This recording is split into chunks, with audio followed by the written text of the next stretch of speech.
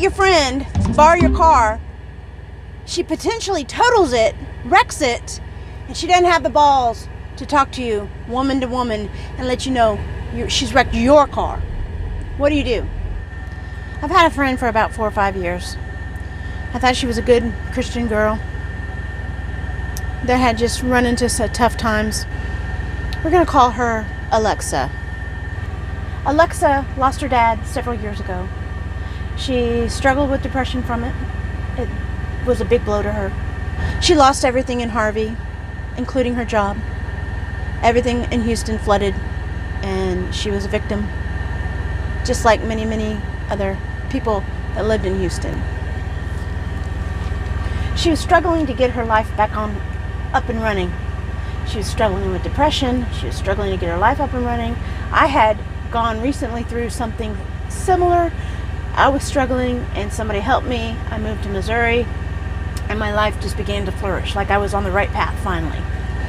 I told her, I said, I don't know what God has in store for you, but maybe what you can do is you can move to Missouri, get your mind clear, and figure out what your next step's going to be. I cleared it with my husband. He wasn't 100% game, but he was willing to support me in my decision to help my friend. The night before I went to go help her pack her car, Alexa asked me, would you mind coming over and helping me pack? And I said, girl, I got to pack my hotel room. I've got things I've got to do with my husband. I'm sorry. I can't drop everything to come help you. I'm sorry. And I said, but get everything consolidated, get it ready to go, and I'll be over in the morning and we'll help you load your car. It's moving day. I get over there, and her stuff is not consolidated at all. It is spread out all over that living room. She had basically taken over this woman's downstairs of her townhome. But that's hindsight. Hindsight's 2020. We get in the car. She's going to go up to the Dallas area. She's going to visit with her family there, and we're going to go to Killeen and visit with our friends in Killeen. Hey, Shawnee girl. Anyway, then we go up to Oklahoma. She's going to meet us someplace in Oklahoma along the way so that we can get a hotel room for the night, and then we're going to finish out the trip the following morning. We get to our little town, and we get to the little camper we stay at, and she was like, I don't have cell signal here. And so we said, okay, well, we'll help you out. We'll put you on our plan. And then whenever you are on your feet, you can get your phone back and you can get your own plan. A couple of days later, it was, I have a warrant for my arrest. What? A warrant for your arrest? I want to get a job here, but I can't get a job here because I have a warrant for my arrest. How much was the fine? $236. We call, we pay off the fine. She does the necessary paperwork online. It's dismissed, case closed, warrant goes away. So she goes and gets a job. I told her, until you get your first paycheck, here's $100 cash. That should help you with food and gas until you can get your first paycheck. We also went to the grocery store and we filled up the refrigerator with groceries so that she would have plenty of food. So just because she didn't have any money, she wasn't going to starve. I also gave her the bedroom to our camper. I said, I've just cleaned the sheets. Go ahead, sleep in the bed. You know, you just have to make the bed. So my husband and I, we go on the road and we're driving along. So we've been out for about 6 weeks. It's October. We're coming back. We're going to go on a cruise. She's going to watch our dog for us. So we leave our little Zuzu with Alexa and we go on our cruise, and on our way back she had called in sick for work. She had called in sick because she was sick and she was complaining that the heater wasn't working at the camper. So I called a repair guy and I said, get over there, go fix the heater. And he said, okay, I'll take care of it. Gets over there and she's supposedly called in sick to work, but she's nowhere to be found. Surprise, surprise. If you're too sick to go to work, you're too sick to play. That's the rules I grew up with. So we call around, we're calling her, we're blowing up her phone. Where are you? Where are you? We got somebody to go fix the heater so that you can get better. She comes back to the camper. She gives our repair guy a dirty look and basically says, are you going to be noisy? Because I'm going to watch a movie. And Jim, my repair guy goes, I I don't think so, but if I have to move any stairs or anything, it could get loud. So he's doing his job. He's doing what he was asked to do. We come into our hometown later that evening, and she again is nowhere to be found. She sent me a text message saying she was bonfire fellowship with her church. Again, this is still the same day she called in sick. So basically, she would rather call in sick for work while she owes us money, knowing she owes us money, limit her pay income so that she can't pay us back, I guess. We're not happy with you, Alexa. It's like a slap in the face. You're calling in sick, you're going out and running around and doing things, and you haven't even made an attempt to pay us back. So if you're going to call in sick and limit your wages, then what you need to do is make sure that you're straight with the people who you owe money to before you start doing that, especially if you're living with them. I'm so sorry. I'm so sorry. I don't want to do anything to be a burden on you. I promise you, I'll make it right. The next day, she gives us $100, and we don't say anything else about it. Go back on the road, and we're getting reports that she's conning people to change the propane tanks. She's not happy there. And I told her at one point, I said, if you're not happy, you're welcome to go. You know, and then she's like, well, I don't have anywhere to go. I can't make any money, blah, blah, blah. So Michael and I talk about it, and we're like, we're going to help you out a little bit more. We're going to stop our plans for our future, and we're going to get an apartment or a house in Springfield, and that'll give you some more opportunities than this little podunk town we live in. She's all excited about that. I can't wait. I'm getting out of the camper, blah, blah, blah, blah, blah. And then all of a sudden, it was, I hate my job. I cried today because they were mean to me. And she's got short-timer's disease. You know what I mean? I don't know if she's trying to get fired because I don't have to work. I'm going to go apply it at another company in Springfield and have better opportunities. So I'm going to be miserable here. And I'm going to let Ashley and Michael know that I'm miserable, so maybe they'll get me to Springfield faster. Then she says, I've decided I'm moving to Missouri. I'm going to become a permanent resident. Oh, I'm so excited at this point because I'm like, yay, my friend's following me to Missouri. I'm going to have a girlfriend. I'm not going to feel so alone. You know, I have a girl to go shopping with, blah, blah, blah, blah, blah. Problem is, she don't trust her car. And she starts making noise about it. I don't trust my car. I don't think I'm going to make it to Texas and back safely. So Michael, my beautiful, wonderful husband, against his better judgment, says, well, maybe it would be better, let you use the Jeep so that you can be safe. It's all-wheel drive. We don't have to worry about you sliding off on one of these hills during snowy conditions. So she's all for it. You know, she's super excited. So we call and we get her put on our insurance, and she's making plans to go to Texas now that she's got a dependable car to take her down there. While we're on home time, I take her on a road test. I basically show her where the, windshield wipers are, all those safety features, etc. And I basically say, look, you've got to drive this car like an old lady because Michael is really, he doesn't trust you yet, and you've got to gain his trust. And she says, oh, don't worry, I'll be very careful. When I drove my friend's car that they let me borrow when I wrecked my other car, when I drove their car, I drove it very safe, and I took care of it like it was my own. Okay, well, we're trusting you with this, but I guarantee you, if you wreck this car, we're done with you. We're not helping you anymore. Okay, don't worry. I'm not going to do anything to jeopardize our friendship. And Michael takes the car to the Jeep dealer, has them check it out, check the brakes, check the tires, make sure it's a safe ride. It's not going to give her any problems while she's on her road trip. We get home, and we're cooking dinner, and we get a report that the weather's a bad storm's coming in, a winter storm. And I said to Alexa,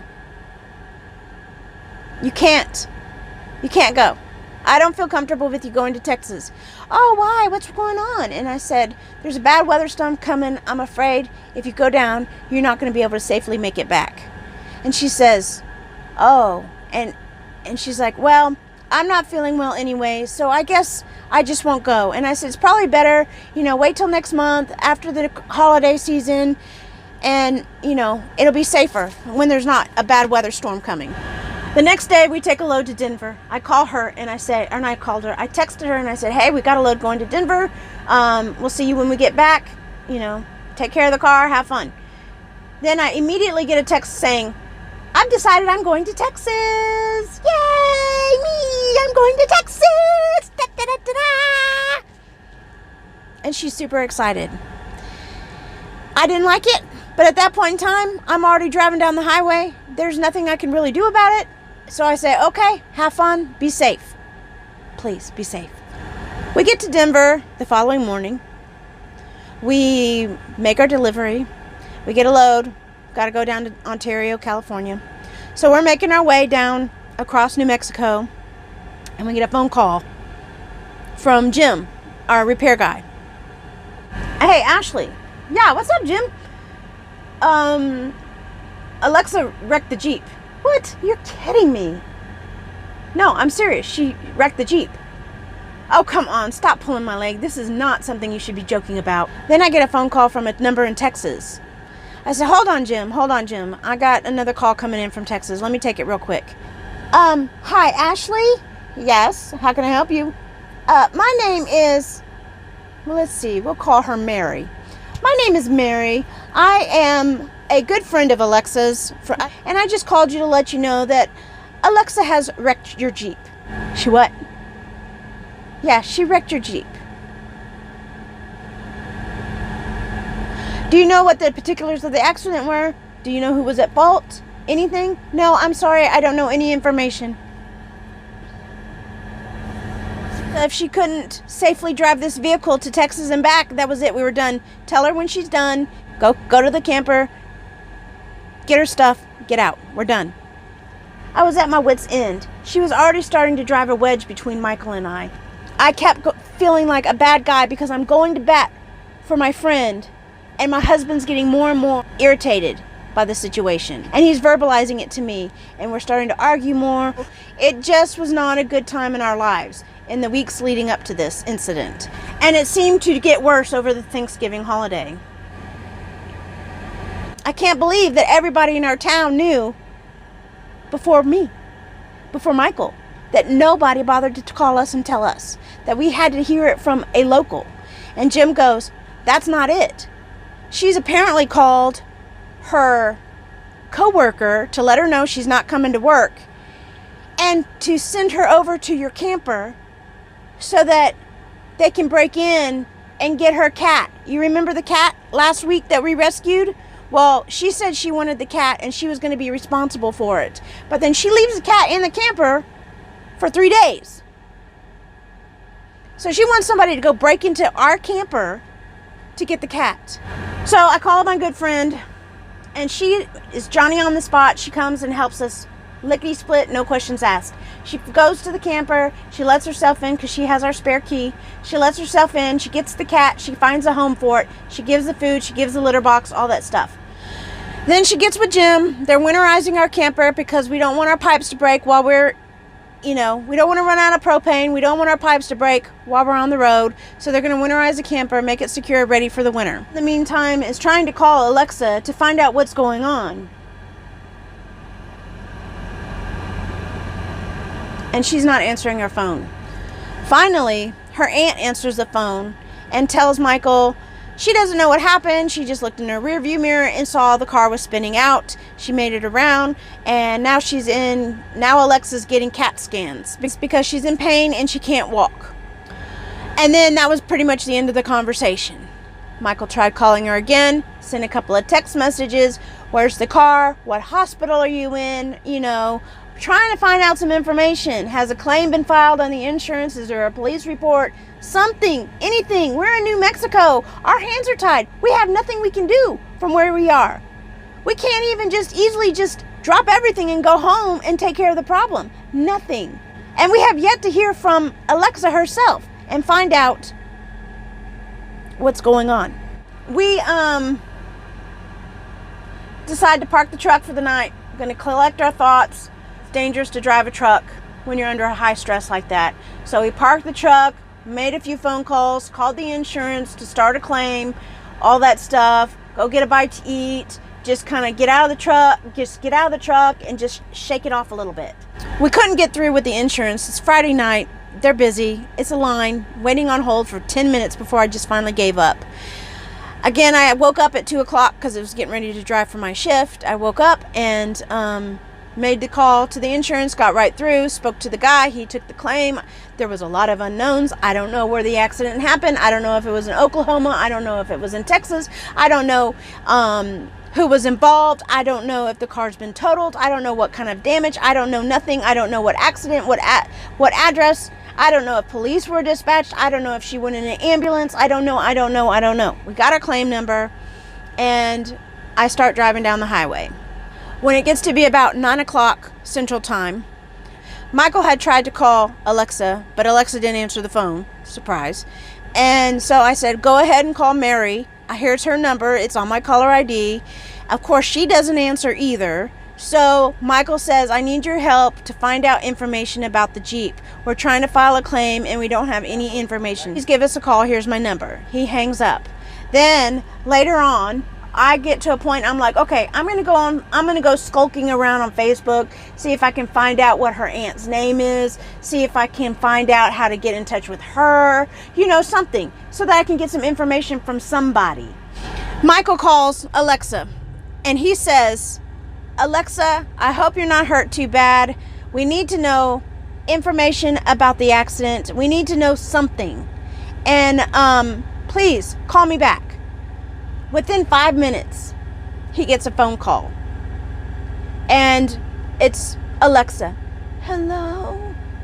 And he's like, I can't hear you. Here, Ashley, talk to her. You know the roads. You know the area a lot better. You're from Texas. Talk to her. So I get on the phone, and she's like, hello? And Alexa, can you hear me? Hello? Hello, can you hear me? I'm here. I hear you. Click. She hung up. I said, Michael, call her back. So he does. And, hello? Alexa, can you hear me now? Yes, hold on. And she hands the phone over to her aunt. Basically, her aunt tells me what happens. Apparently, Alexa didn't see the car that was coming that had the right of way, and she failed to yield to the oncoming traffic. Police were dispatched.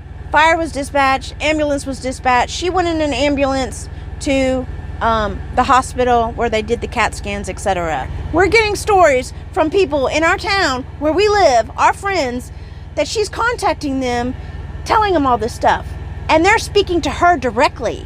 But she's too much in pain to contact us and let us know what's going on and what her plan is with our Jeep and with her car and her belongings getting out of our town. We no longer have our Jeep. We don't know if it's totaled. I called the wrecker service. They said they were going to send me a picture of the car. I've yet to get it. I've just been on the phone all day talking with friends, people, updates. Joanne, the lady who owns our campground, called me a couple of times. Alexa called. She said that she is in a lot of pain, that she might have to have surgery, and that if it was possible, she could send somebody to get the keys to her car. And Joanne says, I'm sorry, Ashley's already authorized to have the locks changed, and they're going to be mailing the keys to her in Springfield so that she can have them when she gets home. I get a phone call from Joanne a few hours later saying there's a locksmith and a police officer at your camper. So basically, she hired somebody to go make a key for the car, the camper, I don't know. Not only did I go to bat for my friend, who I cared for very deeply, I considered her one of my closest friends. She just used me. She used my kindness. She took advantage of me and my husband, and she didn't even have the audacity to contact me one-on-one and talk to me woman to woman and say, Ashley, I'm so sorry. I wrecked the Jeep. I'm so sorry. Nothing. I have to hear from somebody that lives in my town. A third, fourth party. So we've contacted the insurance. We've updated them with all of the times and dates of events. The insurance to find out how much damage it is, to get the appraisal. And if we're going to have to pay a deductible on it, I'm pretty sure we had gap insurance on the car when we bought it. So thank God for that. And so we've got to figure out how to get that part covered if the car is totaled. and then go from there. We're going to take her to small claims court. So leave a comment below. Let me know what you think we should do. Maybe you know a lawyer who can point us in the right direction, tell us what our rights are. If you know somebody that can help us, comment below and let me know. You know, if you have any words of wisdom or words of advice, or you know somebody who's been through our thing, then, you know, let me know. In the meantime, the moral of the story is, don't help no one, ever. I had to learn that the hard way, and I hope nobody has to go through what I've had to go through for the last 3.5 months, 4 months, however long it's been. All right, guys, I gotta get a nap. I gotta drive tonight. Toodles. I think there's definitely a demon attached to her.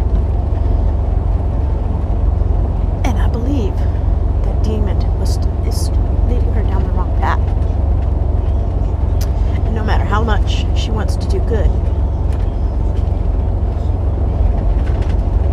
she's getting stalled. Life is not an easy path for her right now. You know, it's just one of those things where you just don't know. Your mind is just reeling, and you're trying to make sense of all of this that's going on. And I think those demons were working to latch on to me and Michael, because our relationship was starting to struggle for real. And Michael and I, we're with each other 24/7, and we have such a strong love and a strong bond between us. And I was starting to complain. I was suddenly feeling overwhelmed, and the job list of duties in our marriage were seriously outweighed. We ran into this woman. She's a beautiful black woman, and she had the hair. She had like a turban wrapped on her hair, a scarf wrapped on her head, and Michael just felt the need to start spilling his guts to her, and I was a little embarrassed. So he tells her what's going on in our lives, and first she's looking at us like, why are you talking to me? And then she starts hearing what he's saying, and he's telling her a story about Alexa getting in an accident, and we don't know anything, and we feel like she's using us, and et cetera, et cetera. And then her face went from confused and shut down to open and full of love. It was almost like God was using her to bring a message to us. And she says, don't you worry. God has blessed you. He's going to take care of her. She's no longer your issue. She's no longer your responsibility. And this just overwhelming warmth of peace and love washed over us both. We were calm. I was actually able to climb up after all the stress that was going on and go to sleep.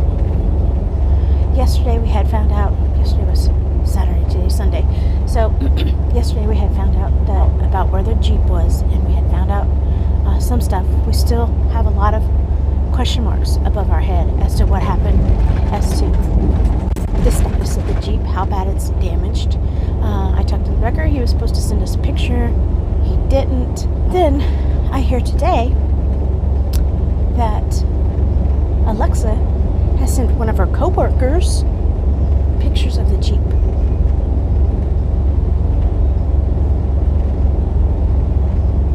So she's telling other people what's going on, but she can't tell the owners of the Jeep what's going on. This is what just, my mind is exploding. Somebody that you say you love so much, and you have so much compassion and respect for, and you just can't send a picture of the Jeep after the accident and let us know that you're okay. We're in I-10 in Arizona, going across to Florida from California. And I was so stressed out yesterday. I literally got about 4 hours of sleep. I guess it was about 3 o'clock in the morning this morning. I just could not keep my eyes open anymore. So stressed out, dealing with phone calls, dealing with, what ifs and what could be's and all of that stuff that goes along with this whole horrible mess. So I pulled over and take a nap. And I get up and I start driving. Pull off here, we'll swap drivers, and get a bite to eat. As we're walking to the bathroom, I turn around to say something to Michael, and the preacher for Truck Stop Ministries was coming down the aisle with a podium with a cross. And Michael says, there's our sign. We felt the need we had to sit in, listen to the message that God may have for us today. And the message was about the prodigal son. And I'm sorry, forgive me, I don't know a lot about the Bible. I don't know the story, but the story is something about the son asked his father for the inheritance, and he took it, the father gave him, he took the inheritance and went off. And every day the father would look for his son, and look for his son, and look for his son. And finally one day the son comes home, and praise the Lord, the son came home. And Michael says over to me, that's Alexa. She's been called away from her father, the Lord Jesus. She's on this path with demons. And I'm so convinced that it's demons, because while we were in the sermon in the church, we started getting alarms on our phone saying that the reefer unit was going down. But I had turned my phone to Do Not Disturb, and Michael had his ringer off. We didn't get those messages. We went to go sit down and have breakfast, and he turned on his alarm, he turned on his phone, and he saw that he had missed alarms from our reefer unit with the wrong codes, showing that there was a engine shut down. And this is one of our loads where if the temperature fluctuates, it could reject the load, cause the damage in the load, and customers could be rejected. So he goes running out to the truck, and there is nothing wrong. Nothing wrong with the reefer. He comes back and he didn't say a word, and I said, so what's up with the reefer? Is it okay? And he goes, yeah, I guess it's just a bad sensor. I said that was the demons trying to pull us out of the sermon. And he says, I believe you're right. Alexa, if you're watching this, I'm praying so hard for you. My heart's broken at the loss of our friendship.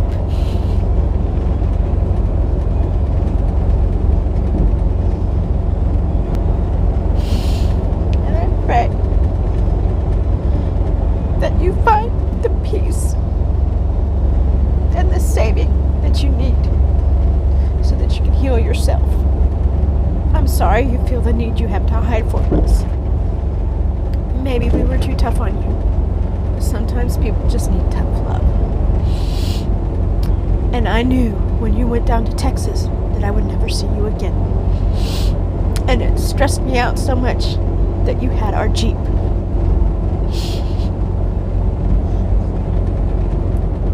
So while your bumps and bruises from the accident continue to heal,